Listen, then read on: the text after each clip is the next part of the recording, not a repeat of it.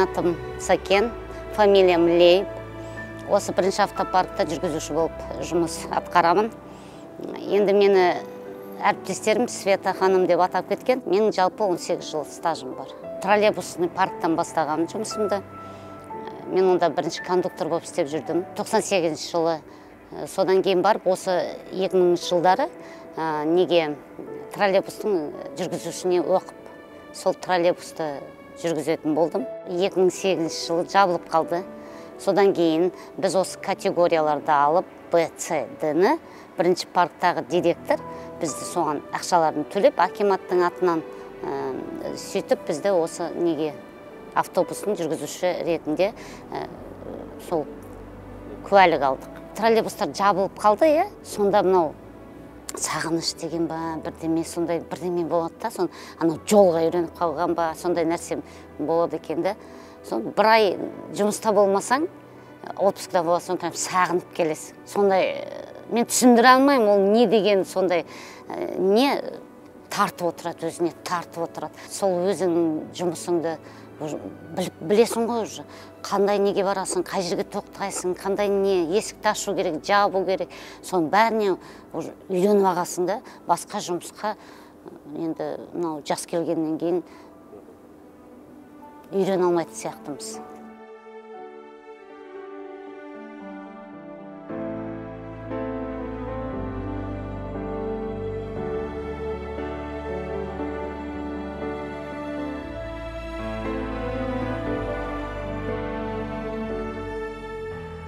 Үшінші паркта істедім. Кабулук деген бір скания ең ескі, содан бастадым. Содан кейін жаңа сканиялар бар ғой, қазір олар да ескірді, сонда істедім. Содан кейін бірінші паркқа келдім. Бірінші паркта бұрынғы мандары болды ғой, сол манда істедім. Содан кейін Ивекада істедім, Ситилиста. Содан кейін Урбанда істедім. Қазір енді электробуста отырмын. Мен электробусқа келгенде жалғыз өзім болғам осында. Жалғыз әйел болған осында. Мен ғана болғам. Мен 1-2 жыл істегеннен кейін тағы да келді осында. Қазір 2 әйел келген, орыс әйелдер. Бірақ қазір біреу жұмыстан шығып кетті. Тағы біреу қалды. Мен екеуміз ғана осында. Осы 6-шы колоннада. Жаңадан келген адамдар басқаша қарайды. Неге десеңіз, бұрынғы істеп жүргендер бізді біледі баяғыдан, бізге конкурент болды, сөйтті, бүйтті, сон бірге істеп жүргеннен кейін олар бізге басқаша қарады. Олар біледі, біз жұмысымызды білеміз дегенде. Жаңадан келген жас жігіттер дұрыстап түсінбейді бізді. Бізді ойлайды, әйел адамдар дегенде. Сондай нәрселер қазір де бар. Біз өмір сүрген адамбыз ғой, айтайын, барлық нәрсенің бәрін қамтылмайды әйел деген. Еркектің аты еркек, еркектің жолы бөлек. Біз енді қанша әйел болғанымен мына жұмысты қамтыдық, енді соның өзі деді. Бізді еркектер онша бізге мән бермейді, білетін жерімізді айтсақ, олар дұрыстап мән бермейді. Солай. Сол үшін кішкене болса да, әйел болғаннан кейін жолымыз жіңішке ғой. Мен отбасымда күйеуім қайтыс болған, жалғыз қызым бар, одан 3 немерем бар, жиен дейді ғой, жиен бер. Сол жалғыз қызым бар. 90 жылдардың несінен сол қиын болғаннан кейін осындай жұмысқа кіргенім. Сол өз қызымды өзім асырауым керек болды, оны оқыту керек болды. Сонымен осындай нәрсеге тура келді. Неге десеңіз, о кезде барлықсыз жабылып қалған фабрика, завод деген жоқ. Мен контролер АТК болып істедім, чугунно-литейный заводта. Ол жабылып қалды. Содан кейін предельно-ниточный фабрикада помощник мастера болып істедім. Ол да жабылып қалды. Содан кейін троллейбус, ол да жабылып қалды. Сосын міне автопарк. Біз 78 жылы көшіп келгенбіз осы жаққа. Содан бері осы қалада тұрып жатырмыз. Қызығушылығым басталғаны 13 жасымда мен Гасым сотқа отырғам.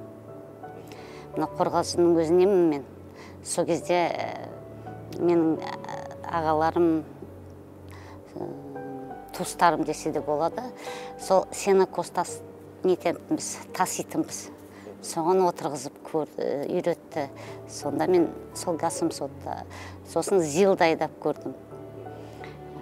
өзім бітеймін, бойым жетпесе де көрдім. Маған ұнады, өте ұнады. Жеңіл машинаға мен осы автобустан 2013 жылы ғана алдым. Мен жеңіл машинаға отырғаным 2013 жылы ғана. Бұлай ылғи үлкен машина. Мен жүргізуші болуды армандаған жоқпын. Неге десеңіз, 90 жылдар қиын жағдайлар болған кезде осыны мен крановщикқа барып, соны оқып жұмысқа тұрайын дегенімді. Бірақ та троллейбусқа адамдар жетіспегеннен кейін соған уч комбинаттың әйел кісісі маған бар деп, мен соған ниет. Содан кейін кете берді. Мен 6:30-да жолға шығамын. Өзім жұмысымды бастаймын 6:30-да, кешкі 9:30-да жұмысымды бітірем. Бір күн жұмыс істейміз, бір күн демаламыз.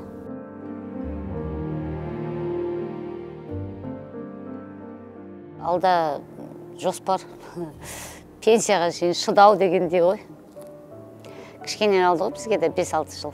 Ренжіген кезде кеткім келеді. Жолаушылар балағаттап кеткенде, көңіліңе алып қалған кезде болады ондай нәрселер. Енді біздің де жүйкеміз қозған ғой. Күнде неше түрлі сөз естиміз, содан болар. Мен бір жылы қар ери бастады. Жолдың бетінде келе жатыр екен ана әйел. Сол шашыраған ғой пальтосына. Мені советке шақырды. Бізде совет деген не бар, ережені бұзған кезде сонда шақырады. Мен шақырды сол әйел үшін. Сонда мен қатты ренжідім. Неге десеңіз, мен әдейі келіп шашқан жоқпын ғой оны. Ол кісінің үстіне. Маған айтады, пальтом 70 000 тұрады. Химчисткасын істеп бер дейді. Былай қарасаңыз, енді әйел адам сондайлар көп болды. Менің ойымша жолаушылардың мәдениетін университетте әдейі барып, біздің гаишниктар ма, әлде СТС-тар ма барып түсіндіріп айтсақ, қалай жолаушылар не автобуста жүру керек, тұтқадан ұстау керек, жабылатын есікке секірмеу керек, есіктің қасында тұрмау керек деген сондай жағдаймен өз денсаулықтарына өздері зиян келтірмеу үшін. Енді мынау жабылып жатқан есікке секіретіндеріне мен түсінбеймін, құлақ қалса, тағы да жүргізуші кінәлі, несіне кінәлі түсінбеймін мен. Жүргізуші кнопканы басты ма, болды, есік жабылады. Ол механический ғой. Механика жабылды, ашылды, жабылды, ашылды. Соған отырып секіреді.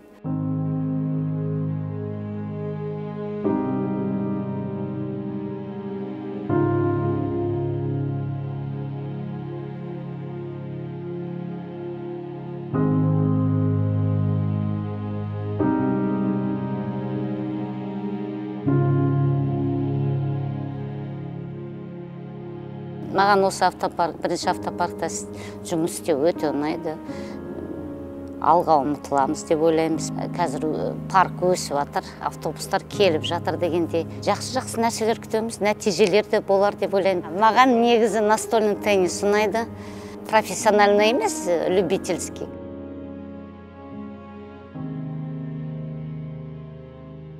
Он 18 жылда осы салада адал еңбектеніп жүрмін. Астананың дамуына өз үлесімді қосуға әрқашанда дайынмын. Арманым бар. Францияны көргім келеді.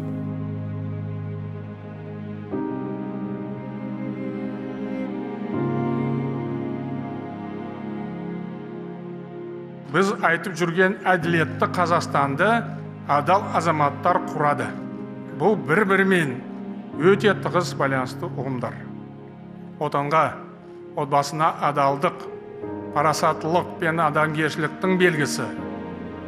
Адал еңбек етіп, адал табыс тапқан адам жетістікке жетеді, құрметке ие болады. Әділетті Қазақстанды құру үшін әрбір отандасымыз адал азамат болуға ұмтылу қажет.